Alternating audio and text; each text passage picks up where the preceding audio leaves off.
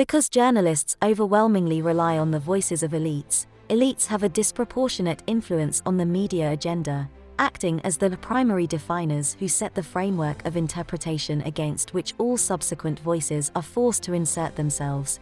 It is corporations, not leftist academics, which enforce politically correct limits on speech. By contrast, ordinary people who appear in the news are constructed primarily as passive consumers, reacting to the agendas set by these elites. Given that I say that, one objection may be of the left-wing bias that people claim of the media, especially for example at the BBC.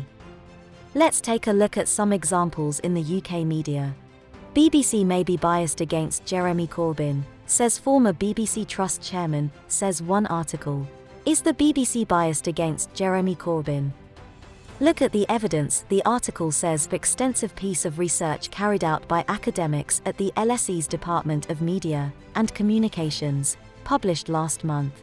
That research affirmed those earlier findings and concluded that most newspapers had been systematically vilifying the leader of the biggest opposition party, assassinating his character, ridiculing his personality, and delegitimizing his ideas and politics. The latest report, produced by the Media Reform Coalition jointly with the Department of Film, Media and Cultural Studies at Birkbeck, University of London, focuses on the coverage of the attempted coup against Corbyn which followed the Brexit vote.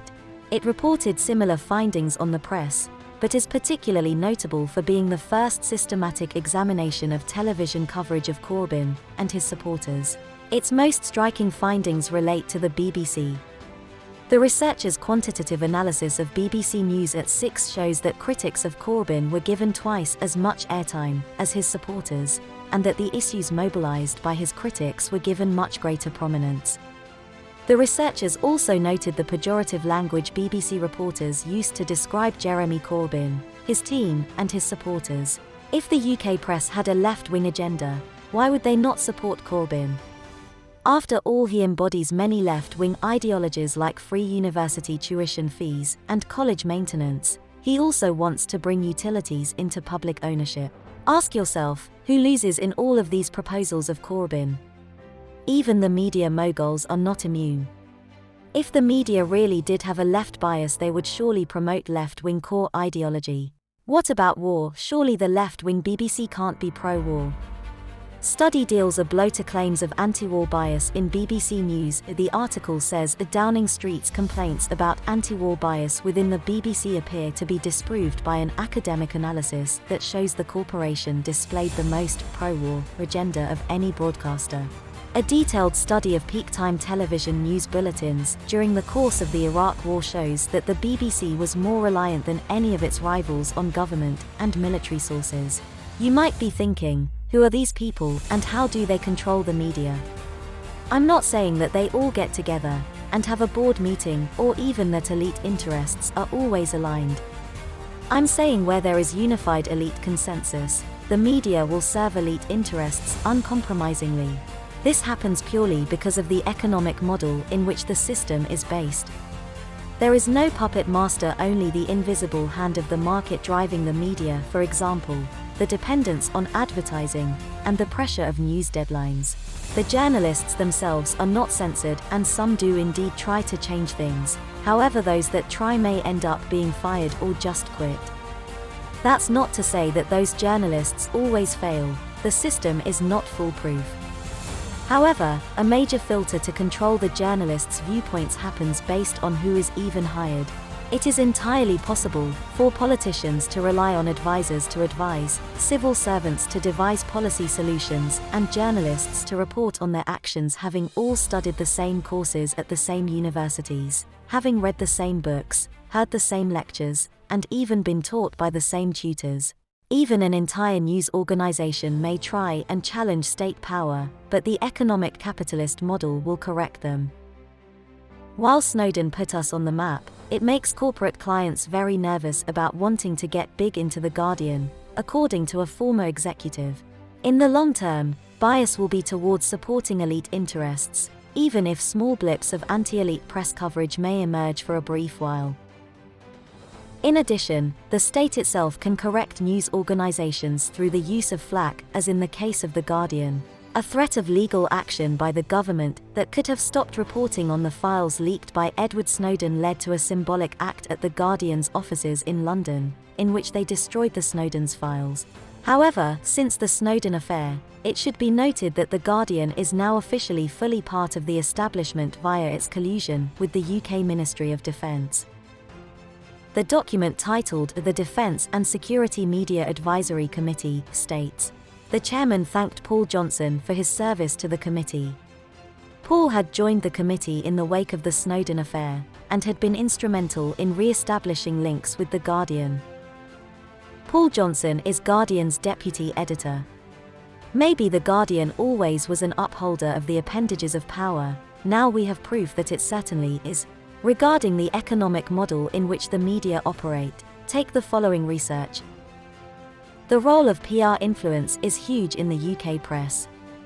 A study carried out by Cardiff University found that 49% of the articles sampled in the UK quality press, for example The Guardian, The Times, Independent, Daily Telegraph, and the mid-market Daily Mail were from PR companies, where 30% of those were copied verbatim, and 19% were largely copied from the PR release. Moreover, direct replication is rarely attributed.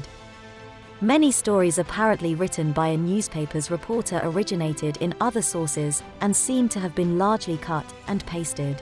Only 5% of articles in newspapers were found which did not make use of any agency copy. In these instances, the story is often solely or principally based around personal perspectives or case studies that have been researched by individual journalists. The study verified that at least 41% of press articles and 52% of broadcast news items contain PR materials which play an agenda-setting role, or where PR material makes up the bulk of the story. This does not mean that the rest of the print stories or broadcast stories in the sample are PR-free, simply that no verifiable evidence of PR activity could be identified. So, when we think of the UK media as being diverse, we should remember that they are mostly getting their stories from the same press releases, where the PR material is largely from PA agency services or news agency copy. This isn't because of any conspiracy, but because it is cheaper to do so. The UK media doesn't exist to provide meaningful information to people, it exists purely to make a profit. That is the economic model in which they operate. The BBC doesn't exist to make a profit, but as research shows it promotes the view of the government, as we might expect, which is part of the elite. The most striking finding was the dominance of political sources. They accounted for almost half of all source appearances in 2007, and more than half in 2012. Trade unions, for example, made up 0.8% of the sources at the BBC. The tendency towards an elite and relatively narrow range of debate only intensified between the 2 years. This is perhaps not surprising in the light of the literature on journalistic sourcing discussed above. Nor is it unique to the BBC.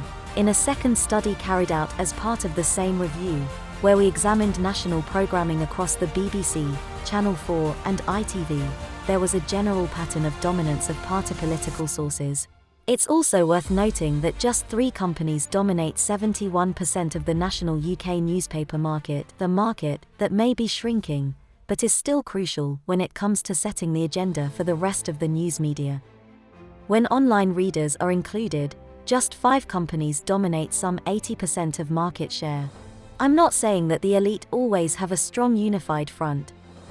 I am saying that the elite consensus is likely to be strong when fundamental class interests are at stake. For example, it was unified in its attack against socialist Corbyn. But as the elite can differ from CEOs of large multinationals, aristocracy, and owners of medium-sized business, in some cases their internal interests will clash, and you won't get a strong consensus, but the mainstream media will still be biased in framing the elite's own interests. As a recent example, let's take Brexit. The data suggests that the UK media as a whole had a pro-Remain bias, but the UK print press clearly had a pro-Brexit bias. Because in the case of Brexit, the common elite consensus did not exist, both the EU and UK are neoliberal, so their common interest, state capitalism, is maintained either way. In the case of Brexit, The elites were split as interests were in the eye of the beholder. Murdoch clearly benefited from Brexit, and he summed it up with his quote. "I once asked Rupert Murdoch why he was so opposed to the European Union. 'That's easy,' he replied. 'When I go into Downing Street they do what I say. When I go to Brussels they take no notice.'" As for the Daily Express and Daily Star owner Dirty Desmond at the time of the referendum, The Guardian gives some insight. Unlike other newspaper owners, Desmond did not have a fixed politics. But politicians were occasionally useful. The Express was a Labour title when he bought it, and he donated £100,000 to the Labour Party at about the time when the initial takeover was cleared by the then Industry Secretary Stephen Byas. But it had historically supported the Conservatives, so when it switched back Desmond was able to say it was always a Tory paper. A decade later, as Nigel Farage was close to hitting his political peak, Desmond changed again. The proprietor handed UKIP £300,000 in 2014, and £1 million in the run-up to the 2015 election. "I am fed up with complacency and cronyism, and I'm fed up with the floppy-haired Eton Club. I am also fed up with champagne socialists who just tell people what they want to hear." The Express's political editor, Patrick O'Flynn, became a UKIP MEP in 2014, but as the party became a joke in the post-Farage era, Desmond's support dissipated. Here we see that the owner had no strong interest in either pro or remain, as either way he keeps his privilege, as the UK is just as neoliberal as the EU. What he too cares about is personal benefit. According to Vice, he was furious when, after a decade of greasing palms in Labour and the Tories, both decided not to grant him either a knighthood or a peerage. The fallout from that colossal sulk was partly why he ended up giving £1 million to UKIP just before the 2015 general election. What about small business? Why did they want Brexit? Wetherspoon chief says staying in EU bad for small businesses, he claims. Brussels hinders smaller businesses, particularly those firms who can't afford to lobby Brussels to curry favour. Jobs, wages and our economy will thrive when we take back control and vote leave. Here we see that some part of the elite want a Brexit. What they want is to curry favour in Downing Street, as that will be easier than in Brussels, just like Murdoch found out, aka state capitalism. It's quite obvious why multinationals are against Brexit, as the CEO of Bentley said, Brexit as a killer threatening his firm's profitability. Or as P&O state, cross-channel ferries will be re-registered from the UK registry in Cyprus to keep EU tax benefits. Let's look more at the so-called left-biased pro-Remain. The Guardian is traditionally seen as the mainstream left-wing paper of the UK, and very much pro-Remain. The Guardian emphasised the economic consequences of a Leave result, but more often than not, by neoliberal principles that had alienated big parts of the population. As an example, the Guardian view on the EU referendum: keep connected and inclusive, not angry and isolated.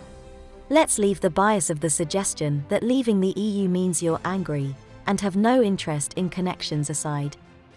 Let's look at why. It says, impose controls on a multinational corporation, and it will move to a softer jurisdiction. Crack down on tax evasion, and the evaders will vanish offshore. Cap your own carbon emissions in isolation, and some other country will burn with abandon. Insofar as any of these problems can be effectively addressed, it is through cooperation. A better world means working across borders, not sheltering behind them. Cutting yourself off solves nothing. That, fundamentally, is why Britain should vote to remain in the club that represents the most advanced form of cross-border cooperation that the world has ever seen. The obvious flaw here is the suggestion that leaving the EU means no cooperation. That is just a false dichotomy. You can still cooperate in a decentralized way. But that option is not mentioned. But they are pretty much using the EU as a tool to be used to protect workers in the UK. If this was really left-leaning, they would have least mentioned that what protects workers in Britain and in other countries is not the size of the neoliberal EU, but the people's collective strength. If the trade unions would have been interviewed and quoted, that would have been more of a left-leaning article. They are not even mentioned. Nowhere does The Guardian mention that the EU promotes the multinational corporations. For example, it did not mention that the EU member states that have been bailed out by the Troika have suffered the biggest fall in collective bargaining rights in the world. According to the International Labour Organization, collective bargaining rights have fallen by an average of 21% across the 10 EU countries hardest hit by the economic crisis, and have fallen by a massive 63% in Romania and 45% in Greece. It goes on to say that it is a fantasy to suppose that, if Britain votes to leave, these victors would want to maintain or extend protections for pensioners or workers. I agree, it is a fantasy because the UK is just as neoliberal as the EU. But can UK workers influence Downing Street more than Brussels? If Murdoch and Wetherspoons are to be believed, then the answer is yes. And just to finish off, it says, do you want to live in a Britain in the image of Nigel Farage? Yes or no? For that's the choice on offer. If the answer is no, then vote Remain. First and maybe obvious, why is that the only choice on offer? If this really was a left-biased paper, they would have mentioned Lexit, and the choice on offer that they provide. At no point in the whole article does The Guardian promote one left idea. It promotes the neoliberal EU elites as better than the UK neoliberal elites. It even explicitly says it. Those who vote to leave as a protest against the elite will, in truth, be handing the keys to the very worst of that very elite. Again, the UK elite may be worse, but they are basically asking us to choose which neoliberal system to be under, hardly a left-wing idea at all.